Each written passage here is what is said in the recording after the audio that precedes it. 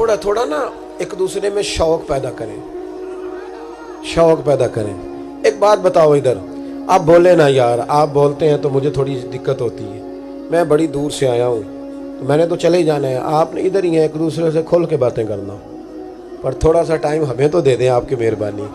چلو اثر کرے نہ کرے، سن تو لے میری فریاد، اور نہیں ہے داد کا طالب یہ بندہ ہے آزاد۔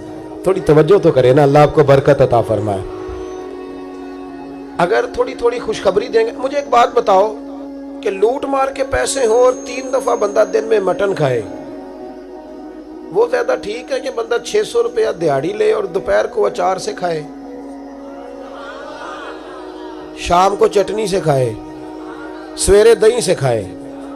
زیادہ اچھا کون ہے؟ اللہ آپ کو خوش رکھے، اللہ آپ کو برکت دے۔ ہم نا غریب آدمی مایوس ہو جاتا ہے، اور غریب آدمی کو کہنا چاہیے میں غریب ہوں، لٹیرا تو نہیں نا، میں مزدور ہوں، میرے ہاتھوں پہ چھالے ہیں، پر کسی کا خون تو نہیں نا میرے ہاتھوں کو لگا ہوا۔ اور بھائی دامان نے توکل کی یہ خوبی ہے کہ اس پر پیبند لگے ہوتے ہیں پر دھبے نہیں ہوتے۔ تھوڑا سا نا غریب آدمی کو چاہیے کہ مایوس نہ ہو، پریشان نہ ہو، پیار کرے، محبت بانٹے۔ اور آپ بھی جب کوئی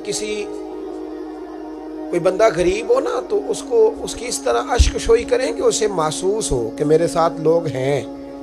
جب کوئی چودھری ظلم کر رہا ہوتا ہے نا تو ہم ڈر جاتے ہیں، ظلم کے پیر کوئی نہیں ہوتے۔ جابر ظالم آدمی کی کوئی پیر، ظلم کی عمر بڑی تھوڑی ہوتی ہے۔ جو چیز ہمیشہ رہتی ہے وہ عدل ہے، جو ہمیشہ رہتا ہے وہ، ہم نہ مایوس کر دیتے ہیں غریبوں کو۔ اب تو اللہ تعالیٰ ہمیں معاف کرے، غریبوں نے تھانوں میں پرچے کٹانے چھوڑ دیے، اس لیے کہ غریبوں کو گواہ بھی نہیں ملتا، ایسا جو پرچہ بھی نہیں کاٹتا، اور غریب کہتا ہے کہ ایسا نہ ہو کہ میں تھانے جا کے اور الجھ جاؤں۔ صحیح کہہ رہا ہوں میں؟ غریب تھانے جانے کو تیار ہے، یعنی 50-60 ہزار کی چوری ہو گئی تو لوگ مقدمہ ہی نہیں کراتے، وہ کہتے ہیں اس سے ڈبل تو پرچہ کٹانے پہ لگ جائیں گے۔ یہ ظلم ہے، اور یہ نقصان غریب نے غریب پر کیا ہے۔ اگر غریب تھوڑے کٹھے ہو جائیں نا، یہ جو بادشاہ بنتے ہیں نا، یہ امیروں کے بنانے سے نہیں بنتے۔ ان کو کون بناتا ہے؟ وزیر اعظم۔ تو اگر غریب کسی کو وزیر اعظم بنا سکتی ہے تو ظالم کا گریبان بھی پکڑ سکتے ہیں۔ آپ ایک دوسرے کے ساتھ کھڑا ہونا سیکھیں غربتوں میں۔ سنو، ابن اسحاق نے بھی لکھا ہے، ابن اشام نے بھی لکھا، البدایہ والنہایہ میں بھی ہے۔ کچھ تو لوگ ایک ایک دو کر کے مسلمان ہوئے نا، کچھ قبیلوں کے قبیلے مسلمان ہوئے۔ بنو عراش ایک قبیلہ تھا، اس کا ایک شخص مسلمان ہوا، پھر سارا قبیلہ مسلمان ہوا۔ وہ کہتے ہیں میں نا مکہ مکرمہ آیا، یہ وہ دور تھا جب نبی پاک علیہ السلام نے ابھی اعلان نبوت فرمایا تھا، اور وہ اسلام پر غربتوں کے دن تھے۔ سارا مکہ جب جتھا ہو جاتا ہے پھر تو بندے کی بڑی بات ہوتی ہے نا، اور جب ایک ایک دو سنگی ہو تو پھر مشکل ہوتا ہے۔ غربتوں کے دن تھے۔ کہتے ہیں میں مکے آیا، میں چھوٹا سا کاروباری تھا، بیوپاری تھا، تاجر تھا، میں گاؤں سے جانور خریدا کرتا تھا، شہروں میں بیچا کرتا تھا۔ کہتے ہیں میں نے نا 2 اونٹ یا 2 گھوڑے، مختلف کتب میں مختلف لفظ ملتے ہیں، کہتے ہیں وہ 2 اونٹ میں گاؤں سے لایا، مکے میں نے بیچنے تھے۔ جب میں مکے پہنچا تو پہلی ملاقات ہی ابو جال سے ہو گئی۔ مجھے کہنے لگا یہاں ایک شخص نے دعویٰ کیا نبوت کا، اس کے قریب نہیں جانا۔ کہتے ہیں میں نے کہا یار مجھے تو پتہ بھی نہیں تھا، یہ تو تعارف تم نے کرایا ہے۔ تو کہنے لگے ان کے قریب نہیں جانا۔ کہتے ہیں میں بڑا کم دائیں بائیں تو آتا تھا، مکے میرا کم آنا جانا رہتا تھا، قریب نہیں جانا۔ میں نے کہا چلو نہیں جاتے۔ کہتے ہیں اسے اونٹ پسند آ گئے، اس نے خرید لیے۔ میں نے کہا پیسے؟ تو کہنے لگا کل دے دوں گا۔ اگلے دن میں اس کے گھر لینے گیا تو کہنے لگا کل دوں گا۔ ہوٹل بھی نہیں ہوتے تھے، پردیسی بیچارے، بڑے ان کے لیے مشکلات ہوتی تھی کسی دوسرے شہر میں رہنا۔ کہتے ہیں میری کل جمع پونجی بھی وہی تھی جو میں نے لگا دی۔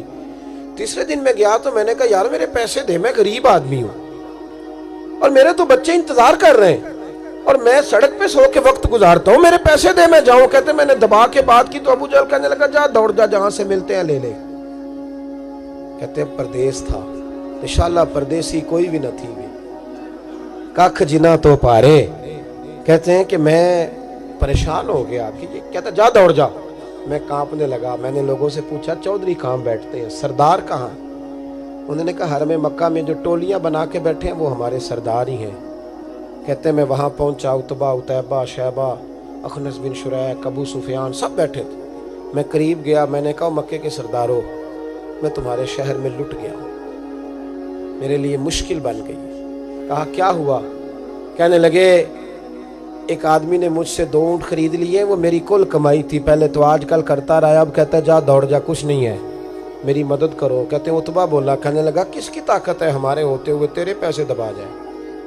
کہتے ہیں جب اس نے یہ کہا تو میرے اندر امید کی کرن چمکی کہ میرے مل جائیں گے.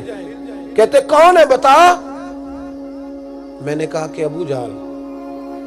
کہتے اس نے ساتھ ہی نا گردن جھکا لی, کہنے لگا اوہو وہ تو بہت بڑا گنڈا ہے, تو کہاں الجھ گیا, وہ تو پیسے نہیں ملتے. کہتے ہیں اب تو میرے پاؤں تلے زمین نکل گئی. یہ تاجر نا جب ڈوبتا ہے تو خودکشی کرتا ہے معاذ اللہ, اس لیے کہ جب کسی انسان کی کل پونجی, ایک تاجر کے ساتھ بہت سارے لوگ وابستہ ہوتے ہیں, یہ دولت کی محبت نہ سمجھیں, اس کو بہت بڑا الجھاؤ ہوتا ہے. اور ہمارے ہاں جب لوگ عروج پہ ہوتے ہیں تو سجن بھی بڑے ہوتے ہیں, اور جب انسان ڈوبنے لگتا ہے تو اس کا ہاتھ بھی کوئی نہیں تھامتا. ساری عمر یہ آٹا گد ہے, لکھاں کیتے نہیں پیڑے, وقت آیا ہی تے محمد بخشا, کوئی نہیں ہو بیٹھا لیڑے. آپ کو پتہ ہے کوئی قریب بھی نہیں آتا غربت کے دنوں میں. کہتے ہیں میں کانپنے لگا, اب میں کیا کروں گا, میری بیٹیاں میرے بچے تو روئیں گے. ادھر دیکھنا میری طرف.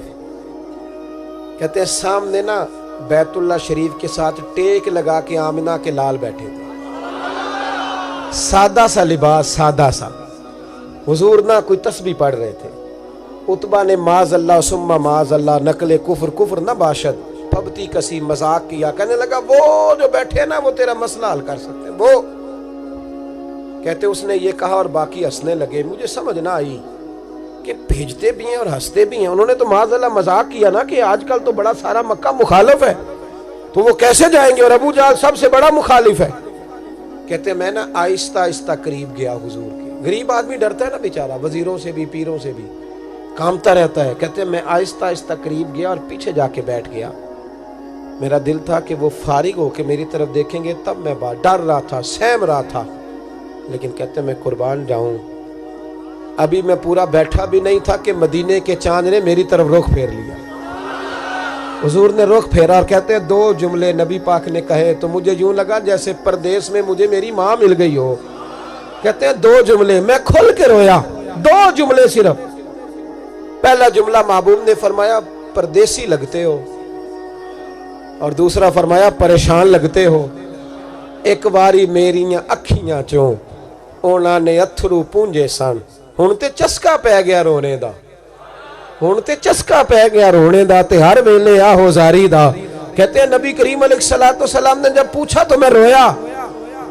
میں نے کہا محبوبہ میں آپ کو جانتا تو نہیں, پر پردیس میں لٹ گیا ہوں.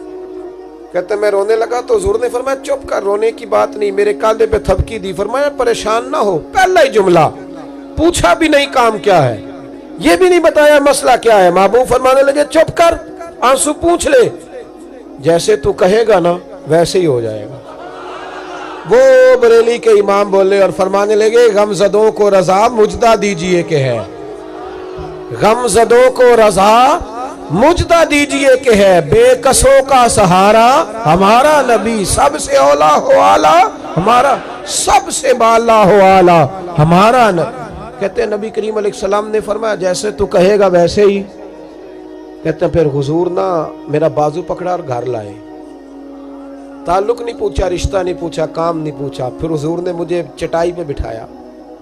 میں کئی دنوں کا بھوکا تھا. دلوں کے حال جاننے والے رسول نے مجھے سرکہ دیا, کھانا دیا, شہد دیا, دودھ پلایا.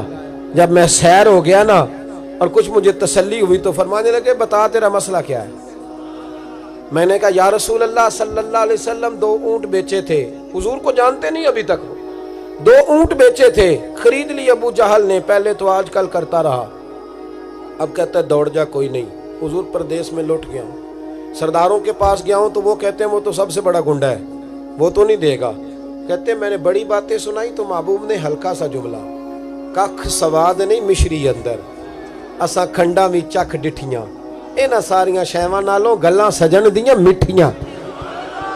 جنہوں نے کرنا کچھ نہیں نہ ہوتا ان کے دعوے لمبے چوڑے ہوتے ہیں, اور جنہوں نے کچھ کرنا ہوتا ہے نا وہ تو مختصر بات کرتے ہیں. حضور فرمانے لگے کوئی پریشانی والی بات نہیں, دینے کیوں نہیں پیسے, دے گا کہ وہ ہلکی سی بات. حضور فرمانے لگے چل میں تیرے ساتھ چلتا ہوں. یہ کونسلر صاحب کبھی رکا بھی لکھ دیں تو ان کی مہربانی، اور ٹیلی فون کر دیں تو پھر تو وہ کہتے ہیں 3 سال کا احسان تیرے اوپر چڑھ گیا ہے کہ میں نے پورا ہی فون کر دیا تیرے نام کا، حالانکہ جب ووٹ لینے آئے تھے تو کہتے تھے میں قوم کا خادم ہوں، اور پھر یہ قوم کا غریب آدمی دروازے پہ جا کے بیٹھتا ہے تو پتہ چلتا ہے چودھری صاحب ٹوتھ پیسٹ کر رہے ہیں، پھر پتہ چلتا ہے بریڈ ٹھنڈا ہو گیا تھا تو گرم ہونے گیا، پھر پتہ چلتا ہے کہ گاڑی باہر آ کے پوچھتے ہیں گڈی کرائی یا، شرم کرو شرم کرو، وارث شاہ مان کری نہ وارثانہ، رب بے وارثہ کر کے مار دیں، اگر اللہ نے تمہیں اعزاز دیا تو غریبوں کو رول کے مارو گے، شرم نہیں آتی؟ کل تک کہتے تھے قوم کے خادم ہیں، آج اسی قوم کا یہ حال کرتے ہو، تمہیں حساب دینا پڑے گا صبح قیامت، اللہ تم سے پوچھے گا۔ حضور نے فرمایا جس کے ذمہ اللہ نے کچھ لوگوں کی ڈیوٹی لگائی، رعایا بنایا، اسے اپنی رعایا کے بارے میں جواب دینا پڑے۔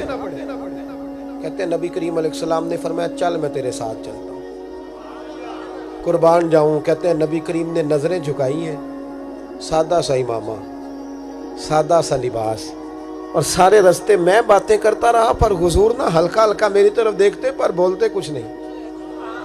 کہتے میں رستے میں سوچنے لگا کہ وہ تو بڑا گنڈا ہے اور محبوب تو بولتے بھی دھیما دھیما ہے، اس کے ساتھ بات کیسے کریں گے؟ میں 100 باتیں کرتا ہوں، یہ ایک جواب دیتے ہیں۔ آپ کو بتائیں ہمارے دور میں تو آپ کسی کے پاس بھی بیٹھ جائے بندہ بولنا نہیں کوئی نہیں دیتا، ایسے لگتا ہے کہ ساری دنیا ہی سیانی ہو گئی ہے۔